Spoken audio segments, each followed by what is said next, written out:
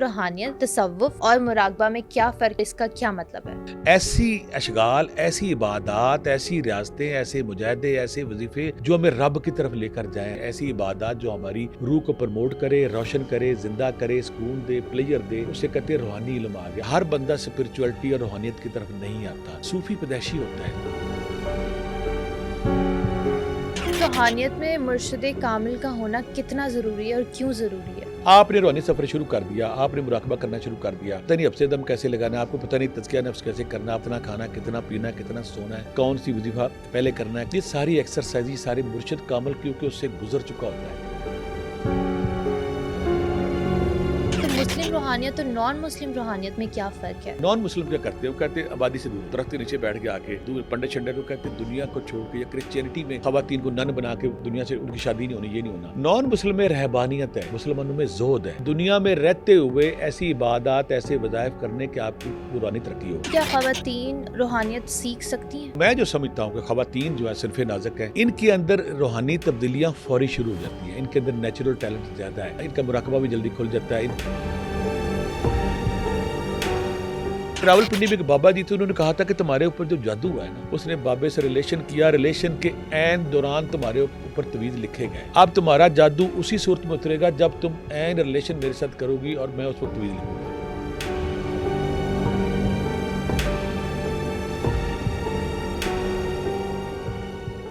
السلام علیکم، آج ہمارے ساتھ پروفیسر عبداللہ بھٹی موجود ہیں، جن سے ہم جانیں گے کہ روحانیت میں لوگ دنیا کیوں چھوڑ دیتے ہیں اور کیا اللہ سے دوستی کے لیے مرشد کا ہونا ضروری ہے۔ یہ سب جاننے کے لیے آج کا ایپیسوڈ اینڈ تک ضرور دیکھیے گا۔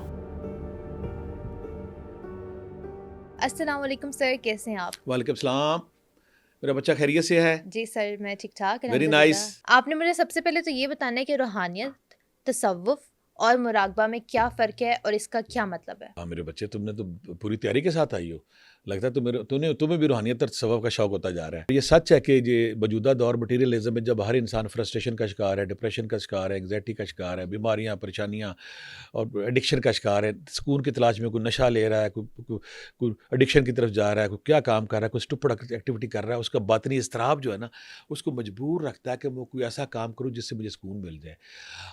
یہاں وہ نا پھر روحانیت کی طرف آتا ہے۔ روحانیت ہے کیا، پہلے ہم کلیئر کرتے ہیں۔ جی انسانی جسم دو چیزوں سے بنا ہے، ایک تو یہ مٹی گوشت جو ہے اللہ نے مٹی اٹھائی بنا دیا، اور ایک اس کے اندر روح ڈال دی۔ جب ہم جسم کے تقاضے پورے کرتے ہیں، کھاتے ہیں، پیتے ہیں، اٹھتے ہیں، بیٹھتے ہیں، فلم دیکھتے ہیں، انٹرٹینمنٹ کرتے ہیں، سیر کرتے ہیں، گپ شپ لگاتے ہیں، دوستوں کے پاس جاتے ہیں، یہ ہمارے جسم کے تقاضے ہیں۔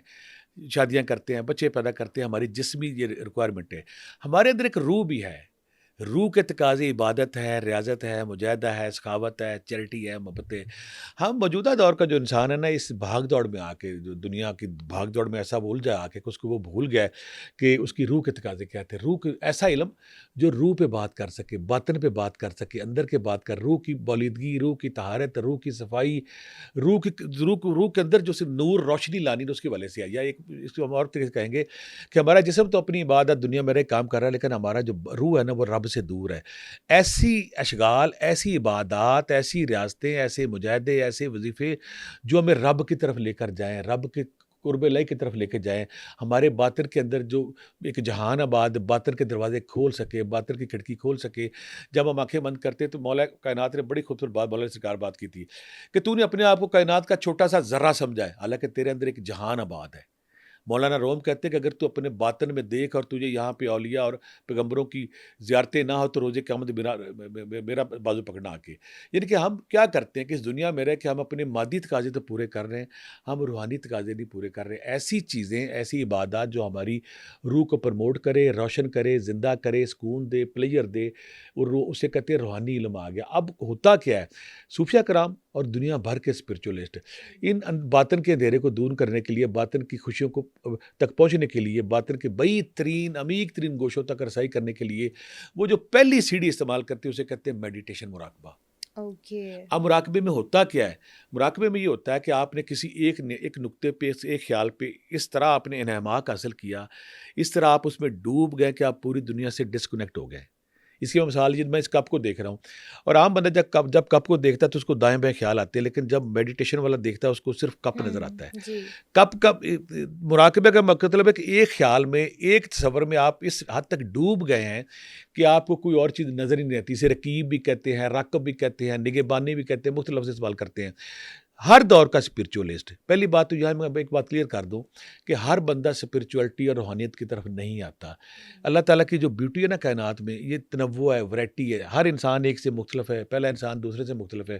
جب ایک انسان مطالعہ کرتے، کوئی شاعر ہے، کوئی رائٹر ہے، کوئی دانشور ہے، کوئی سنگر ہے، کوئی ڈاکٹر ہے، کوئی انجینئر ہے، کوئی میڈیٹیشن، کوئی کچھ کام کر رہا ہے، صوفی پیدائشی ہوتا ہے، صوفی کے اندر نا پیدائشی یہ صفت ہوتا ہے، وہ کائنات کے نظارے دیکھتا ہے، کائنات کے نظارے دیکھنے کے بعد وہ کہتا ہے اس کائنات کو کس نے بنایا، اس کھوج میں پڑتا ہے کون ہے اس کا خالق ہے، کون ہے اس کا مالک، یہ کہاں سے آ گیا ہے۔ وہ جب کائنات کے سمندر، آبشار، تارے، پھل فروٹ نظارے جب دیکھتا ہے نا، بادل اٹھتے، بادل، چاند ستارے، چاند کا نکلنا ڈوبنا، سورج کا نکلنا ڈوبنا، بچے کا پیدا ہونا بڑا ہونا، وہ ساری چیزیں دیکھتا ہے۔ کون ہستی ہے جو پہاڑ کے اوپر 10,000 فٹ 8,000 6,000 فٹ بلند ہے، چشمے وہاں سے پھوٹ رہے ہیں، وہ کہتا ہے یہ کون ہے اس کا خالق جو اس پوری کائنات کو نظم و ضبط سے چلا رہا ہے۔ سورج نکلتا ہے ڈوبتا ہے، تارے نکلتے ہیں ڈوبتے ہیں، چاند نکلتا ہے ڈوبتا ہے، پانی دریا، اور کس طرح خوبصورتی سے وہ سمندروں سے پانی اٹھا کے اوپر لے کے جاتا ہے اور بارش کی صورت میں گراتا ہے۔ آپ کو پتہ ہے کہ اگر وہ پانی بارش کی صورت میں نہ گرے، کلو 2 کلے کے ڈلوں کی صورت میں گرے، چھتیں پھٹ جائیں، بندے مرنے شروع ہو جائیں، یعنی کہ وہ ایسی ہستی ہے، اتنا خوبصورت سسٹم اس نے بنایا کہ پانی کو سمندر سے اٹھایا ہماری زمین پہ۔ پہلی بات تو بندہ اس حیرت میں ڈوب جاتا ہے کہ سارا اب یہ مان چکے ہیں کہ زمین ایک گولا ہے جس پہ پانی 70%، اور کتنی گولا حرکت میں ہے اور گولے سے پانی گر ہی نہیں رہا۔ جب بندہ سوچتا ہے نا 70% پانی، 30% خشکی، اور پانی گر ہی نہیں رہا۔ اور دوسری بات ہے جب اللہ ہوائیں چلاتا ہے تو سمندر سے پانی اٹھا کے اوپر لے جاتا ہے، اوپر فوار کی شکل میں نیچے گراتا ہے۔ تو صوفی یا جو کھوجی ہے وہ کہتا ہے کہ اس کا خالق کون ہے۔ جب اس کھوج میں پڑتا ہے پھر وہ ایسے بندوں کی طرف جاتا ہے کہ میں نے اس نور، اس روشنی تک پہنچنا ہے جہاں جو خالق کی ہے۔ تو صوفیہ کرام اسپرچولیسٹ، پوری دنیا میں اسپرچولیسٹ، کوئی میڈیٹیشن سینٹر کھلے ہیں صوفیہ کرام کے، وہ پھر مراقبہ کرتے ہیں۔ مراقبے میں ہوتا کیا ہے؟ مراقبے میں یہ ہوتا ہے کہ آپ بیٹھے ہیں، آپ نے دل پہ اللہ کا تصور کیا کہ اللہ لکھا اور آپ اس کو خیال سے پڑھ رہے ہیں اللہ۔ جب بھی آپ باطن کی ایکسرسائز کرتے تو آپ وہاں پہ زبان نہیں چلاتے، زبان بند ہے، آپ کی خیال آپ کیا ہوا کہ آپ کے دل پہ اللہ لکھا ہے۔ سارے صوفیہ کرام میں، سارے سلاسل میں یہ ایک ہی طریقہ چلتا ہے کہ آپ خیال سے پڑھ رہے ہیں اللہ اللہ اللہ۔ کچھ لوگ ایک اور کرتے ہیں، میں نے جو کیا تھا کہ خانہ کعبہ کے سامنے بیٹھا ہوں، خانہ کعبہ پہ لفظ اللہ لکھا اور میں اس کو خیال سے پڑھ رہا ہوں اللہ اللہ اللہ۔ کچھ لوگ مراقبہ کرتے ہیں کہ وہ خانہ کعبہ کا طواف کر رہے ہیں اور ان کے ہونٹوں پہ اللہ کی صدائیں گونج رہی ہے۔ یعنی کہ ایک نقطے پہ جب آپ ٹھہرتے ہیں، شروع میں تو آپ کے کچھ نظر نہیں آتا، آپ کے سامنے اندھیرا ہے۔ کچھ عرصے بعد جب آپ کے باطن، ہماری باڈی کے اندر نا 7 روحانی یونٹس بھی ہیں، روحانی پہ کوئی دل پہ ہے، کوئی دائیں ہے، کوئی بائیں ہے، کوئی سر پہ ہے، کوئی لطیفہ زیر نائف ہے، ان کو ہم صوفیہ کرام کہتے ہیں لطائف 6، 7 لطیفے جن کے اندر انرجی کا اخراج ہوتا ہے، وہ بلکہ اورا کی تشکیل دیتے ہیں۔ اورا کی تشکیل دینے کے بعد چلتے ہیں، اورا کی تشکیل کے بعد بندے کی روحانی جسم تشکیل پاتا ہے۔ صوفیہ کرام یہ کرتے ہیں کہ مراقبہ کر کے پہلے دل کے لطیفہ قلب اس کو آن کرتے ہیں، پھر دوسرے کو، پھر تیسرے کو، سارے انرجی پوائنٹس جو ہے نا ان پہ توجہ دے کے، ان پہ دھیان کے ان کو آن کرتے ہیں۔ تو اب کلیئر ہو گیا کہ روحانیت جو روح کے باطن میں ہماری روح چھپی، اس کی ذکر اذکار عبادت گاہیں، اور جو تصوف ہے، یہاں میں کلیئر کر دوں کہ جب روحانیت کو آقا کریم کی شریعت کے انڈر کر دیں، روحانیت کو نبی کریم صلی اللہ علیہ وسلم کی شریعت انڈر کر دیں تو تصوف ہے۔ یعنی کہ اکثر لوگ کہیں گے روحانی تصوف میں فرق کیا ہے؟ جب آپ روحانی ساری ایکسرسائزز کو، اشغال کو، عبادت کو، مجاہدے کو، حبس دم کو، سب کو جو شریعت کے مطابق کریں گے اسے ہم تصوف کہیں گے۔ اب روحانیت اور تصوف کی پروموشن کے لیے باطن کی کھڑکی کھولنے کے لیے مراقبہ کیا جاتا ہے۔ مراقبے کے ذریعے باطن کے اندھیرے دور ہوتے ہیں، پردہ چاک ہوتا ہے، اور ہم پردے کے اس دنیا سے متعارف ہوتے ہیں جو ہمارے اندر ایک روشن آباد ہے۔ تو مراقبہ وہ پہلی سیڑھی ہے، وہ پہلا سٹیپ ہے جس کے چل کے آپ روحانیت کی کھڑکی کھولتے ہیں اور وہاں سے پھر دوسری دنیا میں داخل ہوتے ہیں۔ ٹھیک ہے سر، روحانیت میں مرشد کامل کا ہونا کتنا ضروری ہے اور کیوں ضروری ہے؟ یہ بچے آپ نے بہت اچھا سوال کیا ہے کہ دنیا میں کوئی بھی کام جب کرتے ہیں نا تو اس میں بندہ فوری طور پہ دیکھتا ہے کہ جو بندہ اس راستے سے گزرا ہے، آپ نے روحانی سفر شروع کر دیا، آپ نے مراقبہ کرنا شروع کر دیا، اب آپ کو پتہ نہیں حبس دم کیسے لگانا ہے، آپ کو پتہ نہیں تزکیہ نفس کیسے کرنا ہے، آپ نے پتہ نہیں کتنا کھانا ہے، کتنا پینا ہے، کتنا سونا ہے، کون سی وظیفہ پہلے کرنا ہے، کون سا وظیفہ بعد میں کرنا ہے۔ یہ ساری ایکسرسائز، یہ سارے مرشد کامل کیونکہ اس سے گزر چکا ہوتا ہے۔ یا پھر میں اکثر ایک اور بات کرتا ہوتا ہوں، عام بندے کے لیے مرشد کا عمل کیوں ضرورت؟ میں ان خوش قسمت لوگوں میں نہیں تھا کہ جس کے دنیاوی مرشد تھا. مجھے بعد میں الحمدللہ حضرت امام بری سرکار کی قدموں میں پڑا تو پھر مجھے یہ راہ نصیب ہوئی. عام بندہ جب چلتا ہے نا بیٹا, اس نے مراقبہ شروع کر دیا, آپ سے دم شروع کر دیا, تو اس کی باڈی میں کچھ چینجز آتی ہیں. چینجز کی آتی ہے, اس کو جھٹکے لگنا شروع ہو جاتے ہیں. جھٹکے لگنے کے بعد اس کو نا روشنی کے چھوٹے چھوٹے جیسے جگنو ہوتے نظر آنے شروع ہو جاتے ہیں. یا اس کو اداسی کی کیفیت, قبض کی بست کی کیفیت, قبض جب روحانی کیفیت رک جاتی ہیں, بست جب روحانی کیفیت کھل جاتی ہیں, اسے سمجھ نہیں آتی میں کس سے پوچھوں. مثال کے طور پہ اگر ایک بندے کو جھٹکے لگتے ہیں رات کو, مرشد فوری طور پہ کہتا ہے تمہارے یونٹس آن ہو رہے ہیں, تمہاری یہ قبض کی کیفیت, یہ بس کی کیا, تم نے مراقبہ کرنا ہے, کون سا مراقبہ کرنا ہے. مرشد کیونکہ سارے سفر سے گزر چکا ہوتا ہے, پھر ہر قدم پہ وہ رہنمائی کرتا ہے. اگر تمہارے اندر یہاں کوئی مشاہدہ ہو رہا ہے, کوئی تبدیلی آ رہی, کوئی روشنی آ رہی ہے.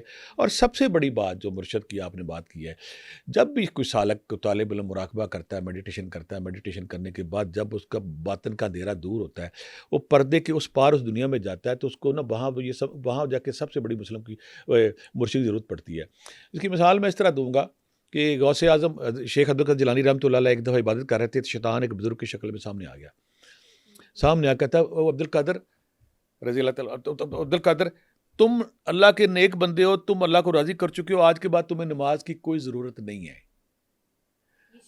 شیطان بزرگ کی شکل میں سامنے آیا, آج کہتا ہے کہ عبد القادر جیلانی تم نے اللہ کو راضی کر لیا, تمہیں اب کسی نماز کی ضرورت نہیں ہے. وہ کہتا پاگل او فراڈی, تو جو بھی بہروپ بدل کے کھڑا ہے, او یہ نماز تو میرے نبی کو معاف نہیں تھی, تم کون ہوتے ہو معاف کرنے والے؟ یہاں وہ ایک اور فکرہ بولتا ہے, تمہیں تمہارے علم نے بچا لیا. تو شیخ جیلانی کہتے ہیں میرے علم نہیں, میری رب کی عطا نے, میرے رب نے مجھے بچایا, میں نہیں بچا یہاں سے.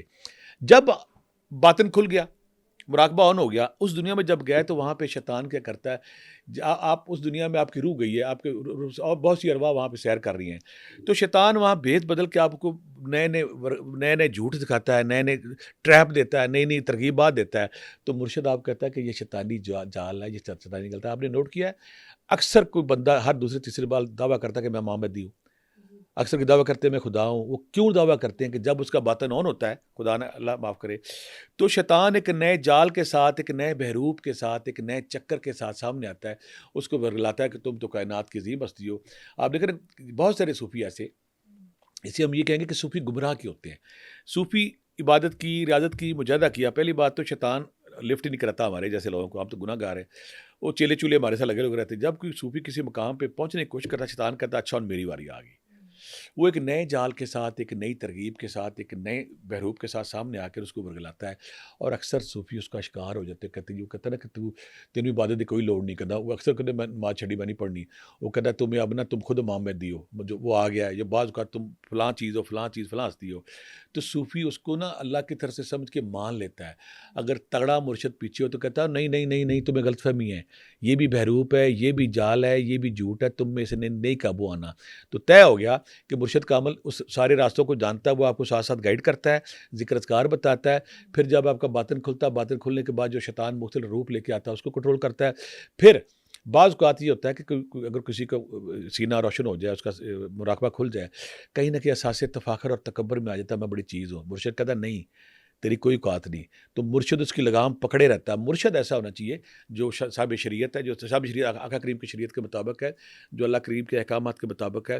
ایسا مرشد اللہ کے نام ہو جائے جس کو مل جائے, تو مرشد آپ کی ہر قدم پہ رہنمائی کرتا ہے, آپ کو گائیڈ کرتا ہے. ٹھیک ہے, لیکن سر اسلام میں تو دنیا چھوڑنا منع ہے, تو جو لوگ روحانیت میں ہوتے ہیں وہ کیوں دنیا سے ایسے قطع تعلق ہو جاتے ہیں اور دنیا چھوڑ کے بیٹھ جاتے ہیں؟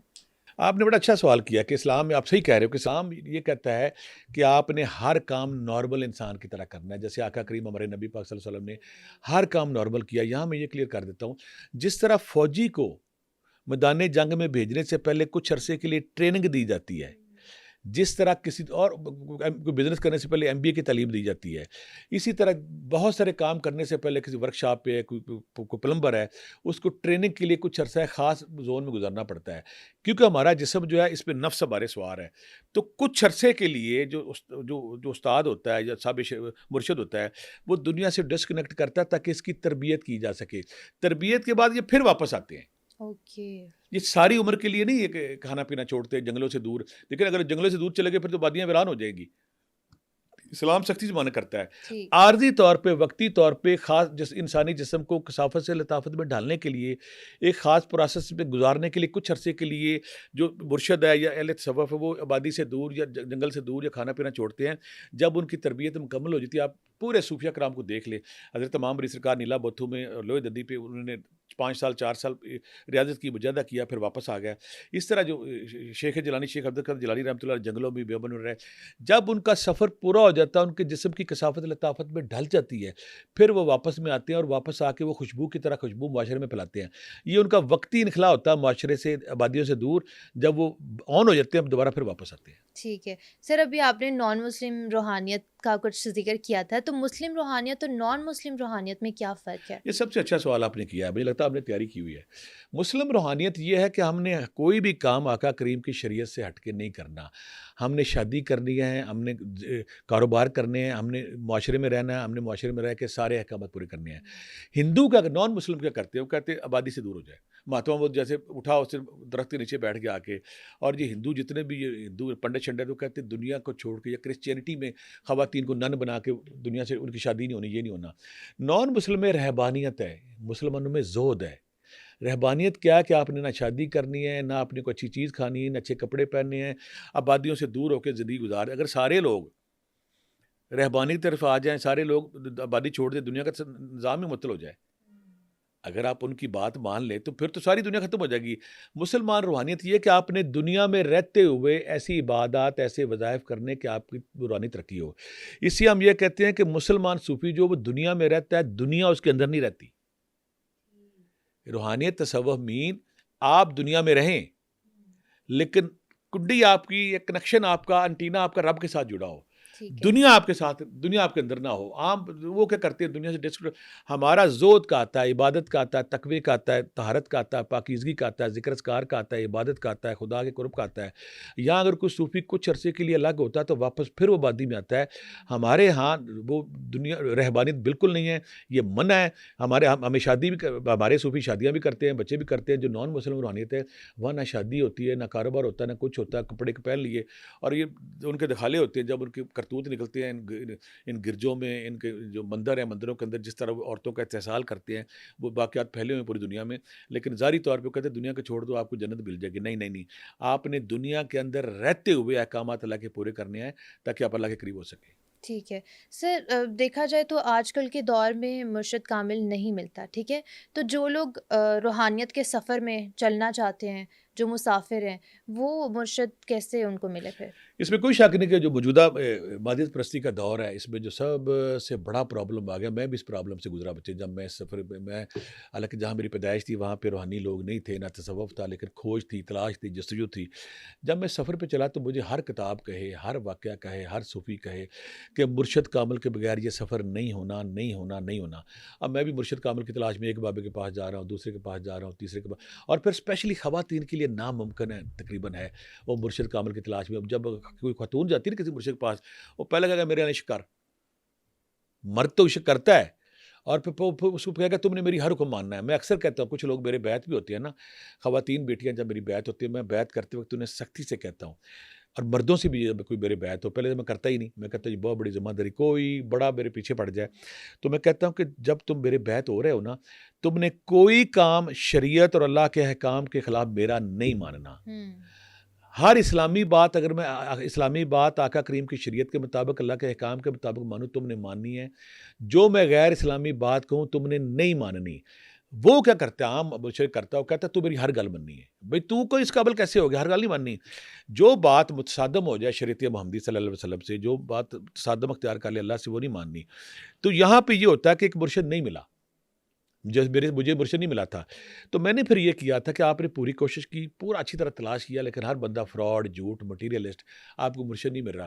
میں نے پھر کوشش یہ کی, میں نے کہا کہ نہیں ملی, تو مجھے کسی دوست نے بتایا کہ آپ ایسا کام کریں کہ آپ 2 رکعت نفل پڑھیں اور اللہ کو کہیں کہ اللہ میاں مجھے مرشد نہیں ملا, میں 4-5 مرشدوں سے لٹ چکا ہوں, تو میں آپ کو اپنا مرشد مانتا ہوں اور آج سے تیری شاگردی میں آتا ہوں.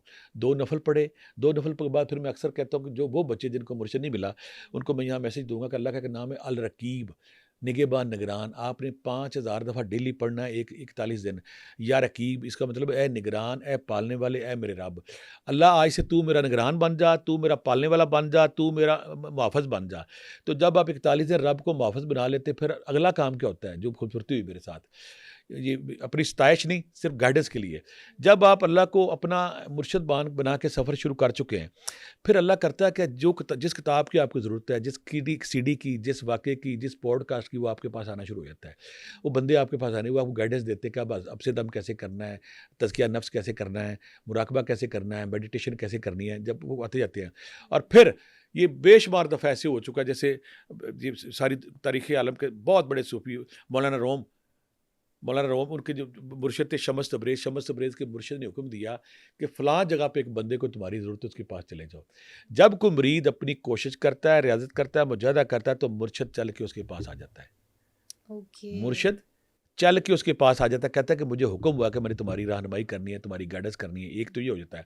دوسری، کچھ صوفیہ کچھ اسپرچولیسٹ ایسے ہوتے ہیں، آپ نے کوشش کی، مجاہدہ کیا، تو وہاں پہ جو قریب صاحب عمر بزرگ ہوتا ہے، مزار ہوتا ہے، آپ کا جب نور کھلتا تو آپ کے ان کے ساتھ کنیکشن ہو جاتا ہے۔ مزار پہ جب جاتے ہیں وہ آپ کو اپنی سرپرستی بھی لے لیتے ہیں، جیسے حضرت بری سرکار رحمۃ اللہ علیہ نے، جب میری ان کے ساتھ قربت ہوئی ہوا۔ تو جب آپ اللہ کو مرشد مان کے کوشش کرتے ہیں، تو یا تو آپ تک مرشد پہنچ جاتا ہے، یا کوئی صاحب مزار کے جو فیض آپ کے ساتھ جاری ہوتا ہے، اور اس طرح آپ کا روحانی سفر آگے چلنا شروع ہو جاتا ہے۔ ٹھیک ہے سر، لیکن اسلام میں تو کھانے پینے کی اجازت ہے، کسی چیز پہ ایسے پابندی نہیں لگائی جاتی۔ آپ کے پاس گوشت ہو گیا یا چکن ہو گیا، اس طرح کی چیزیں جو ہوتی ہیں، لیکن روحانیت کے سفر میں جو نکلتے ہیں ان پہ پابندی لگ جاتی ہے، تو ایسا کیوں ہوتا ہے؟ اچھا، آپ نے پھر سوال کیا ہے۔ ہوتا بچے یہ ہے کہ جب ہمارا جسم جو ہے نا، اس کے اندر نفس ہے، نفس خواہشات پیدا کرتا ہے کہ پیسے لے لو، لوٹ مار کر لو، عورت کو حاصل کر لو، ترقی حاصل کر لو، شہرت حاصل کر لو۔ تو نفس نا خواہشات کے ذریعے کنٹرول کر رہا ہوتا ہے انسان پہ۔ نفس کو کنٹرول کے تزکیہ نفس کا جو پروسیس صوفیہ کرام کرتے ہیں، یہاں میں اس کا ذکر کروں گا۔ تزکیہ نفس جو ہم نفس ہمارا ہے، نفس ہمارا کو ہم نے نفس ملہمہ کے بعد مطمئنہ میں کیسے ڈالنا ہے، صوفیہ کرام یہ کرتے ہیں کہ ایسے انسان کے اوپر عبادت کا بوجھ ڈال دیا، جو اسے زیادہ سے زیادہ ذکر اذکار، نوافل، قرآن پاک کی تلاوت، ذکر اذکار، وظیفے بتا دیے جائیں۔ پھر اس کا جسم جب طاقتور ہوتا ہے نا، تو وہ جسمانی خواہشات کی طرف جاتا ہے، وہ اس کا جنسی خواہشات بھی اس کو آئیں گی، اس کو پیسے کا لالچ بھی آئے گا، تکبر بھی آئے گا۔ وہ عبادت، ریاضت، مجاہدے سے اس کے نفس کو کمزور کرتے ہیں وقتی طور پہ، فار ایور نہیں۔ میں 8 سال اگلا مری میں 8 سال، یہ سارے لوگ جانتے ہیں، میں نے 8 سال گوشت نہیں کھایا، میٹھا نہیں کھایا، اور مچھلی نہیں کھائی، انڈے نہیں کھائے، روح کمزور ہوتی، کچھ وغیرہ کہتے ہیں۔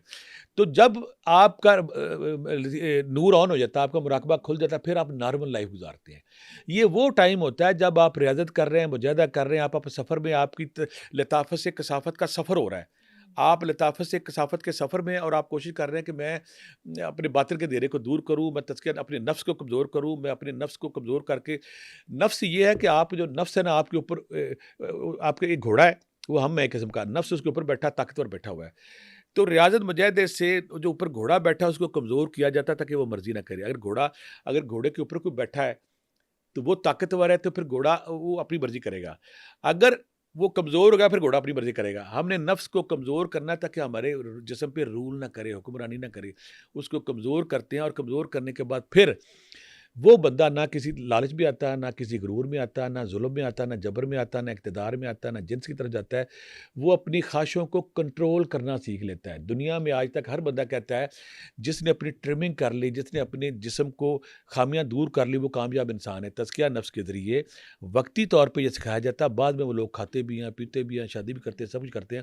یہ وقتی پروسیس ہوتا ہے۔ سر، آپ نے ابھی بات کی تھی کہ خواتین کے لیے مشکل ہوتا ہے، ٹھیک ہے، لیکن کیا خواتین روحانیت سیکھ سکتی ہیں؟ بڑا اچھا بیٹا، جو نیچرل میں نے دیکھا نا آج تک، میرے پاس آپ حیران ہو جائے گی، میری ایک اسٹوڈنٹ ہی ہے کہ اس کو نا تشہیر تو نہیں، اس کو بے شمار دفعہ آقا کریم کی زیارت ہوئی، اولیاء کرام کی زیارت ہوئی، سب کچھ نارمل عورت ہے۔ اس طرح میرے پاس کچھ اور خواتین آتی ہیں، وہ جب ذکر اذکار ہم ان کو دیتے ہیں، تسبیح ذکر اذکار وہ شروع کرتی ہیں، تو ان کو بندے جو ہیں، ان کے اندر جو تبدیلی ہے، رجحان ہے، وہ ان کو 6 مہینے لگ جاتے ہیں، 20 اور کچھ بچیاں ایسی، ہم نے اس کو تسبیح دی، تسبیح دینے کے ساتھ ہی ان کے اندر وہ تبدیلی آ گئی، وہ نور آ گیا، وہ روشنی آ گئی۔ تو میں جو سمجھتا ہوں کہ خواتین جو ہیں، صنف نازک ہیں، ان کے اندر روحانی تبدیلیاں فوری شروع ہو جاتی ہیں، ان کے اندر نیچرل ٹیلنٹ زیادہ ہے، ان کا مراقبہ بھی جلدی کھل جاتا ہے۔ ان کو جب ہم کچھ سال کو مرشد ان کو سیر کرانا چاہے، سیر کرا کے زمین کی سیر، آسمان کی سیر، یہ جلدی ٹرانس میں آ جاتی ہے، ان کے اندر نیچرل ٹیلنٹ زیادہ ہے۔ تو لیکن پرابلم کہاں آتی ہے؟ پرابلم کہاں یہ آتی ہے کہ جب بھی کوئی بچے جوان بچی یا کوئی عورت جب کسی روحانی اس کے اندر نیچرل ٹیلنٹ ہوتا ہے، بیٹا جس کی یہاں میں یہ کلیئر کر دوں، جس کے اندر نیچرل ٹیلنٹ ہے، جس کے اندر نیچرل کھوج ہے نا، وہ ساری زندگی اس تلاش میں رہتا ہے اوکے. کہ مجھے کوئی مرشد، مجھے کوئی اسپرچولیسٹ، مجھے کوئی روحانی امور سمجھنے والا مل جائے. وہ اس کی میں مثال اس طرح دوں گا، کسی کے اندر پیانو کا آرٹ ہے، وہ پیانو سیکھنے والے کے پاس جائے گا. کسی کو اگر شاعری آتی ہے وہ شاعر کے پاس جائے گا. کسی کو اگر کوئی اور کوئی آرٹ ہے، اس کے اندر کوئی میتھ کا ہے، کوئی اس کے اندر لٹریچر کا ہے، کوئی اور چیز اس کے اندر آرٹ ہے، وہ فوری طور پہ حکیم ہے، کوئی ہربلسٹ ہے، کوئی وہ نا فوری طور پہ بندہ ڈھونڈے گا جو میری رہنمائی کر سکے. اسی طرح کیونکہ اسپرچویلٹی باطن کا نام ہے، اندھیرے کا نام ہے، اندر کا نام ہے، خاموشی کا نام ہے، بات نظر کچھ نہیں آتا. تو جب بھی کوئی عورت، میرے پاس بے شمار بچیاں ایسی آتی ہیں، وہ جب میرے پاس آتی ہیں، بڑا دکھ والی بات ہے، ساہیوال سے ایک دفعہ میرے پاس ایک بچی آئی، اچھا. مجھے کہنے لگی کہ مجھے اپنی نا آپ کنیز بنا لیں. یہ 10 سال پڑھنی بات ہے. میں بیٹا کنیز کیوں بنا لیں؟ اب میں اس لیے بتاؤں گا صاحب، میں کہا کیوں کہتے وہاں پہ جو پیچھے ہمارے مرشد تھا نا، وہاں پہ ہم 12 کنیزیں تھیں. یہاں پہ اپنے دیکھنے والوں کے لیے اویئرنیس کے لیے، تاکہ ان کا اویئرنیس ان کو آ جائے، سمجھ آ جائے کہ یہ بلنڈر، یہ ظلم کس طرح ہوتے ہیں، آپ نے ان سے دور رہنا ہے. کہتی یہ 12 ہم کنیزیں تھیں، تو ان کو ہمارے ان کو اس جو پیر صاحب تھے، فراڈی تھا، جھوٹا تھا، شوبدہ باز تھا، ڈرامہ تھا، کاش مجھے مر گیا میں، نہیں تو میرا دل میں کرتا تھا میں اس کو جا کے نا پٹائی کروں اس کو. اس نے کہا کہ جو پیر کے قریب ہونا چاہتی ہے نا بچی، وہ میری کنیز بن جائے، لونڈی بن جائے. اور دوسری بات ہے کہ مرشد کو کنیز کے جسم پہ، روح پہ پورا اختیار حاصل ہے. مرشد کو اب جو ہماری خواتین ہے، جو ہمارے مرد بھی، ان کو غلط فہمی کیا ہے؟ ان کو غلط فہمی یہ ہوتی ہے کہ مرشد کامل ہے، مرشد سپر سٹار ہے، مرشد سپر مین ہے، مرشد کے اشارے پہ ہر چیز ہوتی ہے. حالانکہ ایسا نہیں ہوتا. مرشد اپنے پیٹ میں پھنسا ہوا، اپنے گردے میں، اپنے کڈنی میں، اپنے مسائل میں پھنسا ہوتا ہے. یہ وخالے کی باتیں ہوتی ہیں، اس میں کوئی شک نہیں. جو نیک بزرگ ہے وہ اللہ کے قریب ہوتا ہے، اللہ اس کی دعائیں سنتا ہے. لیکن عام جو مرشد ہے، جو بیٹھا معاشرے میں، وہ آ کے لوٹ مار اس نے کیا ہوا ہے، وہ شوبدہ باز ہے، ڈرامہ باز ہے. پیر صاحب نے کہا جی آپ نا، جو پہلے بار اس نے عورتیں چھوڑی ہوئی تھی، عورتیں چھوڑی ہوئی تھی اس نے. عورتوں نے کہا جی اگر تم خاص قرب چاہتی ہو، بلکہ لاہور میں بچی میرے پاس آتی ہے، وہ بھی کرتی ہے، خاص قرب چاہتی ہو تمہیں نا حلقہ خاص میں آنا پڑے گا. حلقہ خاص میں تم کنیز بن جاؤ ان کی. کنیز بننے کے بعد وہ بچی مجھے کہتی ہے کہ میں جب نا اس کے بعد جو عورتیں تھیں، انہوں نے مجھے کہا کہ پیر تمہیں جو بھی کہے تم نے پیر کی بات ماننی ہے.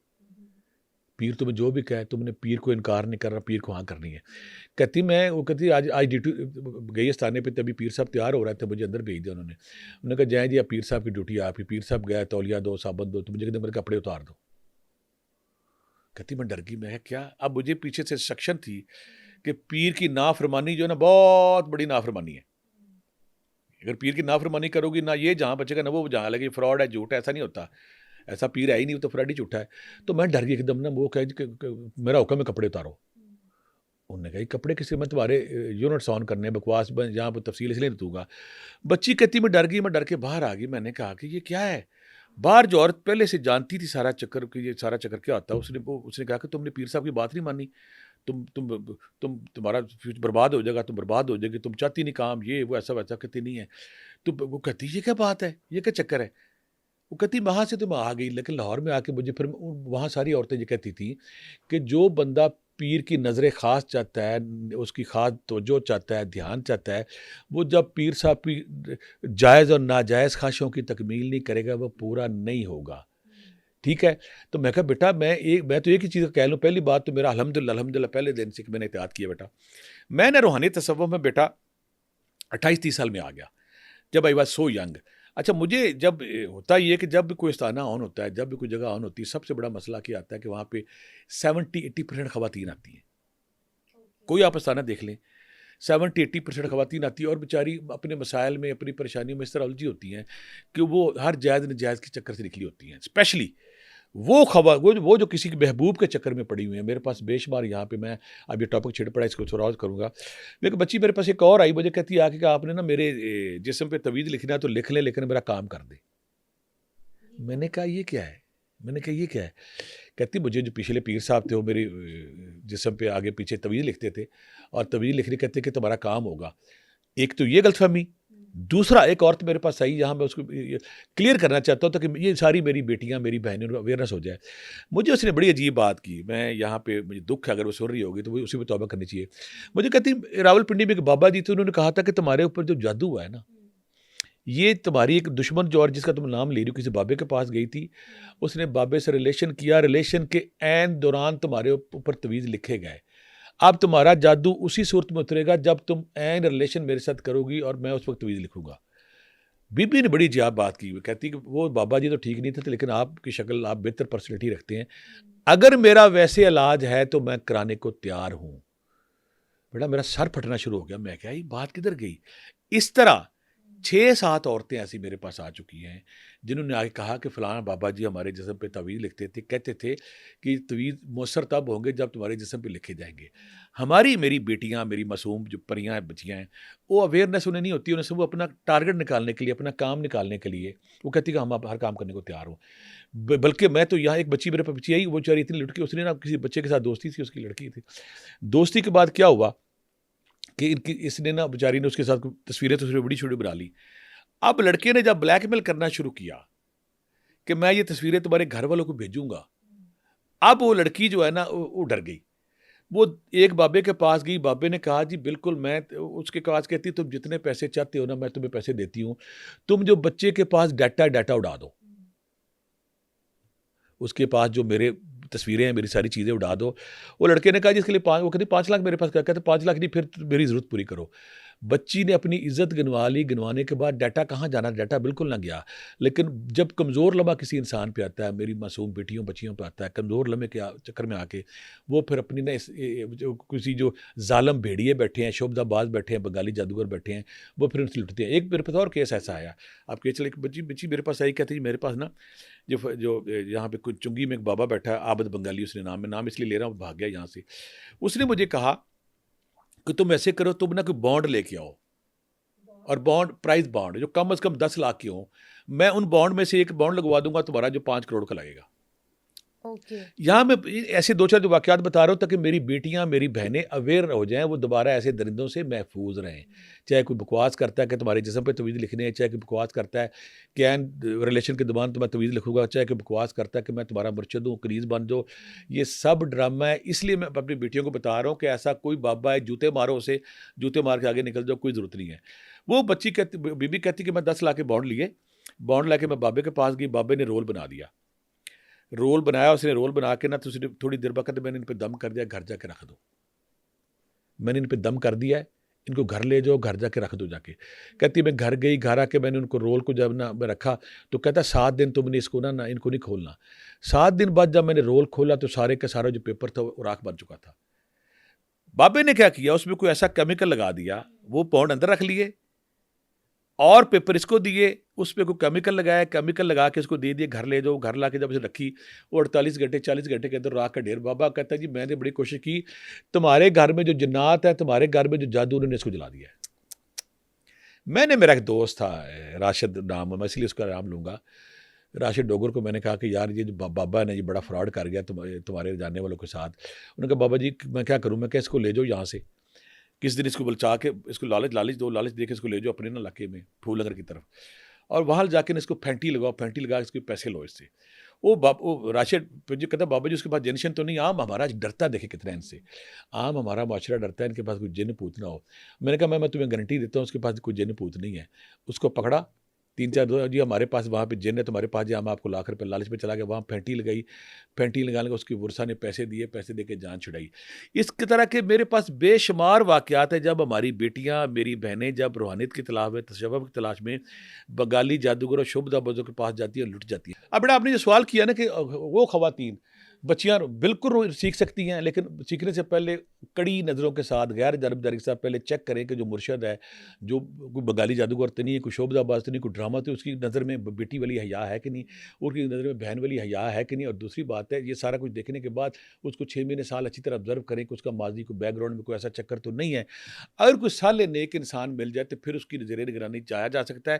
یہاں میں ایک وظیفہ ضرور بتاؤں گا, اگر کوئی بچی چاہے تک اس کو مرشد کامل مل جائے, یا کوئی بندہ مل جائے, یا لطیف ہو یا علیم ہو یا خبیر ہو, اگر کوئی یا لطیف ہو یا علیم ہو یا خبیر ہو 3 تسبیحاں 15-20 دن پڑھتا ہے تو اس کو اللہ وہ مرشد یا وہ آستانہ دکھا دیتا ہے جہاں سے آپ کا فیض ہے. تو ایسے نیک بندوں کے پاس جانا چاہیے. نہیں تو اکثر یہ ہوتا ہے کہ بچی کو, میرے پاس ایک اور بچی آتی تھی, وہ پاکستان لیول کی نعت خواں تھی, تو اس کو بہت, جب کسی آستانے پہ گئی تو بابے نے اسے کہا تھی میں میرے سے شادی کروں گی تب بات بنے گی. وہ میرے پاس وہ تیار ہوگی لڑکی خوب پر سمارٹ بابا جو اس کی عمر 60 سال. اس کی بڑی بہن لے کے میرے پاس آئی کہتی ہے یہ کہتی کہ میں اس بابے سے تیار ہوں. میں کہ تمہارے سے ہوا کیا؟ کہتا بابا جی کہتے ہیں کہ جب تم میرے سے شادی کرو گی تو ایک ایسا بچہ پیدا ہوگا جو پاکستان پہ رول کرے گا اور پاکستان کو نجات دلا دے گا. میں نے اس سے سمپل کہا وہ لڑکی تیار پڑھی لکھی سمجھدار نعت خاں بڑے ہائی لیول کی. میں کہتا بابا جی سے جا کہو کہ ہاں بابا جی نے ساتھ جو فراڈ کیا بابا جی کہنے کے لگے کہ میرے خواب میں نبی پاک صلی اللہ علیہ وسلم آئے ہیں انہوں نے مجھے حکم دیا تم سے شادی کرنے کا. میں کہا اسی جا کے کہو کہ جس دن نبی پاک میرے خواب میں آئیں گے میں کر لوں گی. بھی اگر نبی پاک آپ ہی صلی اللہ علیہ وسلم دونوں جہانوں کے سردار شہنشاہ ان قدموں خاک ان کے قدموں کی اگر میں کہا اگر آقا کریم یہ چاہتے ہیں پہلی بات تو چاہتے ہی نہیں تو تمہارے خواب میں آئیں گے نا. اس کے خواب میں کیوں آ رہے ہیں؟ یہی بات اس نے کی نہیں آ جائے گا یہ ہو جائے گا وہ ہو جائے گا ایسا. تو خوابوں کے حوالے سے بھی کسی دن میں پروگرام کروں گا کہ بہت ساری بچیوں کو مردوں کو یہ ورگلایا جائے خواب میں یہ ہے صبح یہ کر دو وہ کر دو. اچھی طرح دیکھیں صاحب شریعت ہے آنکھ میں شرم ہے حیا ہے اس کو رشتوں کی قدر پھر اس کی طرف آپ جا سکتے ہیں. ویسے اگر کسی فراڈی کسی بنگالی کسی شعبہ باز کے پاس پھنس گئے تو لینے کے دینے پڑ سکتے ہیں. ٹھیک ہے سر لاسٹ پہ آپ آڈینس کو کوئی میسج دینا چاہیں گے؟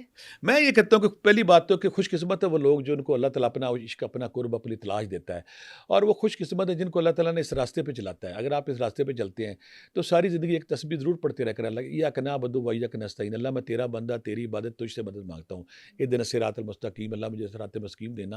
اور ہمہ وقت اللہ سے ایک ڈیلی دعا کرنی ہے. جب بیٹی ہے اسپیشلی جو خاتون ہے وہ بھی کرے بندہ بھی کرے کہ اللہ بھی میں اس راستے پہ چل تو پڑا ہوں.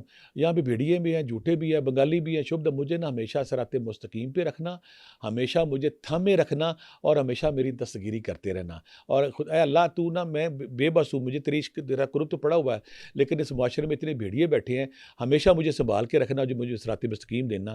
تسبیح میں بتا دیتا جو لوگ بھی روحانی مسافر اگر وہ تسبیح یہ پڑھتے ہیں ان کا عشق اور بڑھے گا ان کے اندر نور بھی آئے گا روشنی بھی آئے گی. یا اللہ 1000 بار اگر آپ 6 مہینے پڑھتے ہیں یا حی یا قیوم یا ذل جلال والاکرام 1000 بار پہلا کلمہ 1000 بار تیسرا کلمہ 1000 بار سورہ کوثر 108 بار سورہ اخلاص 108 بار یہ وہ تسبیحاں ذکر اذکار اگر آپ پڑھتے ہیں تو یقین کریں اللہ آپ کی خود رہنمائی کرتا ہے اللہ آپ کو خود راستہ دیتا ہے اور آپ اللہ کے جو عظیم سفر پہ چل نکلے ہیں اللہ تعالیٰ آپ کو منزل بھی دیتا ہے انشاءاللہ. سر بہت شکریہ آپ کا اور امید کرتی ہوں کہ ہماری آڈینس کو بھی یہ ایپیسوڈ بہت زیادہ پسند آئے گا. اگلے پوڈ کاسٹ تک کے لیے مجھے دیجیے اجازت. اللہ حافظ.